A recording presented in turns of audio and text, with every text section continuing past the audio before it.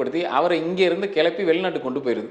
இப்போ 2 பேரும் ஒரே இடத்துல இருக்கும் போது சண்டைகள் பெருசாக இருக்குது. அவருக்கு ஆட்டோமேட்டிக்காக ஒரு வேலை கிடைச்சி, அவர் வந்து ரொம்ப நாள்லாம் இல்லை, ஒரு 10 நாளில் இந்த மாற்றுதல் நடந்து அவருக்கு வேலை நல்லபடியாக ஒரு வேலை கிடைச்சி வெளிநாட்டுக்கு போயிடுறாரு.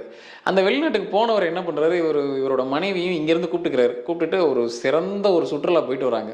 இது என்ன அப்படின்னா, அது அவங்களோட ஃபீட்பேக் என்ன அப்படின்னா, அந்த குரு வந்து 10 நாளில் இவங்களுக்குள்ள நடந்துட்டு இருந்த இந்த சண்டையோட அளவை கணிசமாக குறைச்சு, அதாவது இதுக்கு முன்னாடி கேது அந்த இடத்துல உள்ள வர ஆரம்பிச்சோடனே இவங்களோட சண்டை பெருசாக ஆரம்பிச்சிருக்கு. அப்போ முதல்ல பிரச்சனையை கொடுத்துருச்சு. குரு பகவான் அந்த மேஷன்ற இடத்துக்கு வந்த உடனே ஆட்டோமேட்டிக்காக இந்த சண்டையை குறைக்கிறதுக்கு உண்டான வேலையும் பார்க்க ஆரம்பிச்சிருச்சு.